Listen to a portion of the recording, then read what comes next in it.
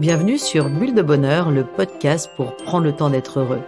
Je suis Raphaël de Foucault, chercheuse inconditionnelle de Bulle de Bonheur. Ce podcast est propulsé par 2 minutes de bonheur. Aujourd'hui, nous vous proposons le numéro 162. Je tire le meilleur de nos crises de couple.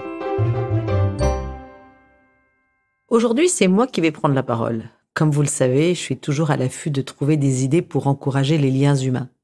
J'ai donc décidé d'associer à nos petites boîtes de jeux 2 minutes de bonheur des cartes digitales.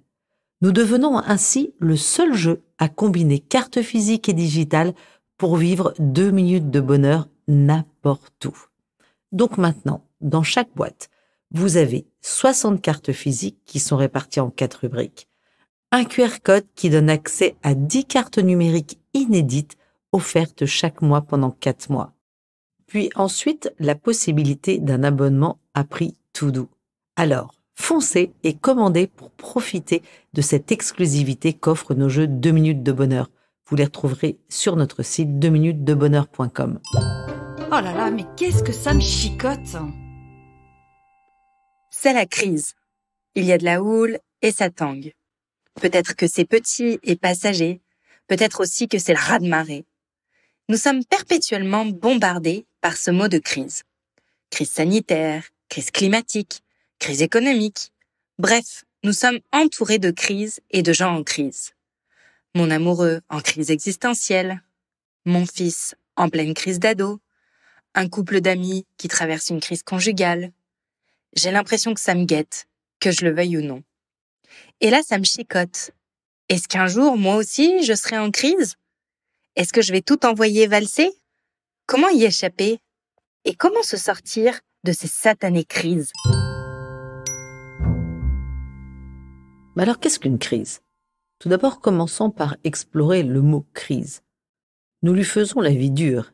Il n'a pas bonne réputation. Une crise, c'est généralement vu assez négativement, comme une faiblesse, un moment triste ou malheureux, comme un échec, un laisser-aller, une rébellion. Alors qu'en fait, c'est peut-être un moment où nous pouvons exprimer, peut-être maladroitement, des questions, des peurs, des incertitudes qui déclenchent des tempêtes en soi ou avec les autres. Sans parler de celui qui traverse la dite crise, qui entend souvent « je ne te reconnais plus, tu m'inquiètes », tant de commentaires tellement teintés de bonnes intentions qui enferment dans ce carcan d'état grave, dangereux, dérangeant. Alors qu'en fait, notre personne a plutôt le vertige devant la nouveauté et l'inconnu. Dans tous ces moments, nous quittons une terre vers une autre, nous vivons un passage où les repères sont brouillés et parfois même ont besoin d'être redéfinis. Alors oui, c'est un moment où nous sommes particulièrement vulnérables. Il est intéressant de comprendre la racine étymologique qui vient du latin crisis et qui signifie étape décisive. Tiens, intéressant cette perspective. Une étape, un momentum. Et si la crise, comme nous l'appelons communément, n'est peut-être pas le terme le plus juste et exact pour définir à tous les coups les émotions et événements qui nous traversent et qui nous transforment. Et oui, c'est important d'utiliser le bon mot parce qu'entre la crise de la vingtaine, celle de la trentaine, de la quarantaine, de la soixantaine, la crise de panique, la crise identitaire, la crise de couple, la crise existentielle, la crise sanitaire, la crise d'adolescence, la crise de foi, nous trouvons effectivement des centaines de cas où le mot crise est utilisé. Alors en psychologie développementale, ce concept est largement utilisé pour décrire les passages entre différentes réalités et états dans la vie adulte. Les chercheurs utilisent les mots comme crise, passage, évolution, changement, transformation, croissance. Et en fait, on peut le découvrir dans les travaux de Bédard en 1983. Quel est le mot, qui vous parle le plus ? Par exemple, la théorie de la crise de milieu de vie, la fameuse crise de la cinquantaine, est un excellent exemple du manque de clarté et de précision du concept de crise, versus, par exemple, les mots transition, changement et développement. Je pense qu'il est aussi important de faire la différence entre un état de malaise qui est lié à un événement extérieur qui vient troubler ou désorganiser mon quotidien, ou alors cet état de malaise ou de mal-être, en fait, qui vient de l'intérieur. Il est important de réaliser cependant que dans certaines circonstances, nous pouvons véritablement être ébranlés très très profondément. Dans ces situations, il peut même apparaître des symptômes dépressifs, anxieux et très souffrant. Même si rien n'est insurmontable, il est important d'aller chercher de l'aide devant ces situations où ce mal-être, s'il persiste, s'il grandit, s'il commence à vous empêcher de fonctionner et qui vous fait sérieusement peur. C'est important de poser les bons mots, MOTS, aux bons mots, MAUX. C'est ça qui va permettre de discerner davantage ce dont vous avez besoin et de tirer la sonnette d'alarme dans certaines situations lorsque c'est nécessaire. Après cet aparté, revenons à d'autres définitions. J'aime bien celle de Levinson en 1978 qui dit et qui définit le concept de crise comme une transition, comme un pont, comme une zone frontalière entre deux états de plus grande stabilité. Prenons le cas d'une crise de couple. Vous avez l'impression de vivre un échec, d'être faible parce que vous n'avez pas réussi à éviter cette crise de couple. Pire encore, d'être faible parce que vous restez au sein d'un couple ou d'une relation qui est blessée et que le regard ou les mots des autres pèsent sur vous. Pourquoi tu restes avec lui? Moi, je supporterais pas qu'on me fasse ça. Ou alors, tiens, coûte que coûte, ça passera. Soulignons pour commencer que les crises au sein d'un couple peuvent être des passages extrêmement douloureux, autant pour les deux membres du couple eux-mêmes que pour les proches autour. Comment va naître cette crise dans le couple? Alors, depuis des semaines, des mois, voire des années, vous pouvez vous éviter, vous vous fuyez, plus ou moins subtilement d'ailleurs. Des rendez-vous au travail qui n'en finissent plus de finir, des copines ou des amis tous les soirs, ou alors se jeter corps et âme dans le soin des enfants sans prendre un seul moment ensemble. Ou toujours parler juste des enfants, se parler sans jamais se regarder dans les yeux. Ce n'est pas forcément un mal, vous me direz. Cependant, il est peut-être bénéfique d'y être attentif. Parfois, ce n'est pas la fuite, mais ce sont les disputes, des escalades de colère, parfois même de la violence. Vous vous retrouvez à vous dire des choses que vous regrettez ou être blessé par des mots qui sont vraiment durs. Vous vous demandez pourquoi l'être avec qui vous partagez votre quotidien vous fait soudainement tellement souffrir. Pourquoi vous êtes si tendu, si agressif envers celui ou celle que vous aimez tant et que vous aimez souvent encore. Ces attitudes sont la porte ouverte à ce que John et Julie Gottman, ce sont les spécialistes des couples heureux, appellent les 4 cavaliers de l'Apocalypse. Le premier, c'est le mépris. Vous voyez les yeux qui montent au ciel quand l'autre parle, ou quand on entend « bon, avec ton gras au ventre, t'as rien à me dire ». C'est un moyen assez puissant de culpabiliser l'autre. Deuxième cavalier de l'Apocalypse, la critique. Ce sont tous les messages « tu ». Tu ne penses qu'à toi, tu le fais exprès, tu laisses toujours la salle de bain en bazar après le bain des enfants, tu n'es jamais à l'heure, tu ne t'occupes de rien, etc. Troisième cavalier, la contre-attaque, qui vient souvent à la suite de la critique. Ouais, tu t'es regardé, toi, enfin, tu fais pire. Et puis, dans ta famille, bon, alors là, c'est le pompon. Le quatrième cavalier, c'est l'évitement. C'est la fuite dont nous parlions ou la fermeture à la communication. En résumé, dans cette communication, c'est difficile, chacun fait comme il peut. Oui, comme il peut. On peut être dans ces cas-là 8 trous bombes. En fait, cette attitude, c'est simplement pour se protéger. Mais ce qu'il faut se dire, c'est que dans un couple, quand ça dure, l'envie de partir commence à traverser l'esprit et ensuite s'installe le doute. Et enfin, l'impression de s'être trompé. Ces pensées vous éloignent de plus en plus. Elles vous déconnectent tranquillement. Et à chaque anicroche, bien normal dans une vie de couple, ça va venir confirmer ces pensées. Le doute, l'impression de s'être trompé, l'envie de partir. Et cette déconnexion qui arrive doucement est dangereuse pour le couple, car elle ferme petit à petit les portes à la relation. Et ça devient « je t'aime mais ». Et ce « je t'aime mais » fait s'éloigner les deux membres d'un couple comme deux navires qui se perdent de vue.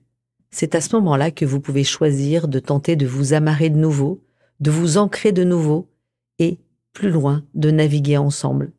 Même dans certaines houles ardues ou dans des vagues d'énormes tempêtes. Allez, je change de regard. Que faire quand la crise de couple est là? Et oui, quand la crise s'invite, c'est peut-être le moment où la véritable aventure commence. En tous les cas, c'est le nom d'un des chapitres d'un livre de Florentine D'aulnay-Wang qui s'appelle « Les clés de l'intelligence amoureuse ». Le titre du chapitre exact est « Puis la crise s'invite et la véritable aventure commence ». Ce titre est vraiment puissant, car il renverse soudainement la perspective que nous pouvons parfois avoir de la crise. Et oui, de la crise ou des crises que l'on est en train de vivre. Qui dit crise, ne dit pas forcément fin. Les passages escarpés dans la relation intime ne sont pas toujours le signe d'un échec, d'un mauvais choix, d'un besoin de changer de relation. Et pourquoi pas le voir comme un tremplin qui propulse vers une maturité plus grande, une route vers une maturité personnelle mais aussi relationnelle. Car apprendre à connaître l'autre et à l'accueillir comme il est un choix et un travail, comme un muscle qui se muscle. En fait, au lieu de dire ils se marièrent et eurent beaucoup d'enfants, on pourrait dire ils se marièrent et vécurent un certain nombre de crises. Même si c'est pas toujours facile, ça peut véritablement devenir une richesse. Comme je le disais, la crise n'est pas nécessairement signe que c'est la fin comme nous pourrions parfois le penser. Ce n'est pas nécessairement parce que mon couple traverse une crise que je dois tout quitter que c'est la fin de notre monde. Il s'agit peut-être plutôt d'une transition d'un état à un autre, d'une version de nous-mêmes à une autre version, comme un peu un serpent qui change de peau, qui fait peau neuve.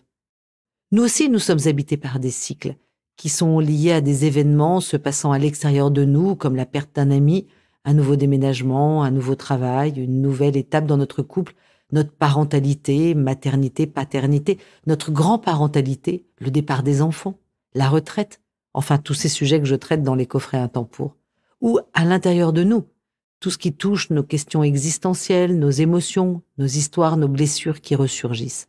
Finalement, notre relation et notre relation de couple est un véritable laboratoire de tous nos changements. Mais alors combien de temps dure une crise ? Ou plutôt, combien de temps dois-je attendre avant d'aller chercher de l'aide, de m'entourer, d'être attentif aux signaux d'alarme qui me disent de prendre un peu de recul et de calme pour laisser les événements et les émotions se manifester ? Combien de temps dois-je attendre l'autre s'il ne semble pas vouloir collaborer, s'il n'y a pas de réponse toute tracée à mes questions? Alors, deux petites lumières qui peuvent donner un sens à ce temps qui passe. Première lumière, c'est que certaines choses ont besoin de temps pour pousser, pour passer. Il n'y a pas de secret. Le seul remède, c'est le temps, Slamor Celan. Oui, le temps apaise beaucoup de choses, permet de rendre les brûlures moins vives, les émotions moins intenses, et permet petit à petit de poser un autre regard ou un regard plus large sur des événements passés. La deuxième lumière est que l'autre aussi a besoin de temps. Et parfois, souvent, pas forcément le même temps que moi. C'est probablement le plus difficile à gérer. La synchronicité dans le rythme est un grand défi. Je vous renvoie pour ça à notre podcast 85, Je m'ouvre à la synchronicité. Rappelez-vous, la fleur ne pousse pas plus vite lorsqu'on tire dessus. La nature nous enseigne bien cette sagesse. Les saisons, le temps nécessaire pour que, à chaque printemps où tout ce qui était mort renaît, presque par miracle se dit-on parfois, c'est d'autant plus fort dans les pays comme le Canada où j'ai vécu, où l'hiver est tout blanc, couvert de neige, et on a l'impression que tout est mort de froid. Nous pourrions dire que le cœur humain a lui aussi parfois besoin de ces saisons pour retrouver sa stabilité, pour retrouver un nouvel élan, un nouvel ancrage. C'est pas toujours simple, cependant, c'est vraiment beau. Mais alors, faut-il tout se dire ? Se pardonner, oui, mais comment ? Faut-il tout se dire pour se comprendre, pour traverser les étapes douloureuses ? Je vous renvoie à notre podcast 15, Je pardonne. Nommer les choses, mettre des mots peut être une aide précieuse, voire une nécessité pour éviter que la pression monte comme une cocotte minute. Ça permet aussi de désamorcer ce qui nous tend, se comprendre d'abord soi-même et savoir utiliser les bons mots. Toutefois, tout dire à l'autre n'est pas nécessairement la meilleure solution. Il peut être intéressant de trouver quelqu'un ayant un regard extérieur et pouvant nous aider nous-mêmes à prendre du recul, à trouver les bons mots. Par exemple, si je traverse une période très compliquée avec mon conjoint, certes, j'aurais besoin d'en parler à mes copines, mais peut-être qu'à un certain moment, il est peut-être plus utile et ajusté d'aller consulter une conseillère conjugale, un sexologue, un psychologue, une personne en relation d'aide ou simplement quelqu'un en qui j'ai confiance, mais avec qui j'ai un lien moins proximal, pour me donner la liberté et l'espace de vivre mes émotions sans culpabilité, de dire des choses qui me pèsent et que je n'oserais dire à personne. J'emploie d'ailleurs beaucoup et souvent l'image de la pelote. En fait, à force de tourner son problème dans la tête, on finit par faire une énorme pelote et on n'y voit plus rien, on n'y voit plus clair. Oser parler et rencontrer quelqu'un, c'est venir avec sa pelote et l'accompagnant va trouver le bout qui va permettre de démêler cette pelote et justement de voir un fil qui arrive et qui est beaucoup plus clair. Oui, la crise fait peur. Et il y a quelque chose du passage escarpé, du risque. On peut très bien se casser la gueule si le pied glisse, si nous ne sommes pas vigilants et que nous restons seuls dans les difficultés. Mais cependant, c'est aussi une étape qui permet de grandir, qui nous oblige à maturer, à prendre soin de nous, à nous écouter. C'est une étape qui permet de davantage connaître son conjoint, bien sûr, mais c'est surtout une étape de confrontation à nous-mêmes, à nos peurs. Elle donne aussi le souffle et la joie de devenir nous-mêmes profondément et d'être celle que je suis, une fois que la tempête s'apaise, que la mer redevient belle et calme. Et souvent, après une crise surmontée dans un couple, il y a souvent moins de vagues et de houles. Décidément, une crise bien gérée est un bon moyen de voir plus loin et plus largement. Et hop, je me lance. En bref, si je résume, j'ai compris que 1. Regarder le mot crise positivement est un bon moyen de connaître ses limites et celles des autres. 2. Traverser une crise permet de faire grandir la relation. 3. Je peux défaire les nœuds, prendre du recul, pardonner, prendre du temps et demander du soutien. À vous de jouer, chers auditeurs. Cette semaine, je prends 2 minutes pour me demander comment je me sens en ce moment. Stable, en transition, incertaine? Je prends le temps de le noter et de prendre un pas de recul en m'offrant un moment dans un lieu ou une activité qui me reconnecte à moi-même et éventuellement qui me reconnecte aux autres, selon le besoin. La petite mousse de la semaine nous vient de Christiane Singer. Les épreuves ne sont pas le signe qu'il faut clore l'aventure, mais souvent bien au contraire qu'il devient passionnant de la poursuivre. Avec Bulle de Bonheur, prenez le temps d'être heureux. Merci pour votre écoute. Si vous avez aimé, dites-le nous avec 5 étoiles. Laissez vos commentaires et envoyez des bulles de bonheur à vos amis et partagez ce podcast. Inscrivez-vous à la newsletter en allant sur notre site 2 minutes de bonheur pour être notifié des prochains épisodes. C'est aussi très facile de nous trouver sur les réseaux sociaux, Facebook et Instagram. Il suffit de chercher 2 minutes de bonheur. Bulle de bonheur est propulsé par 2 minutes de bonheur, des outils pour créer du lien et prendre le temps d'être heureux.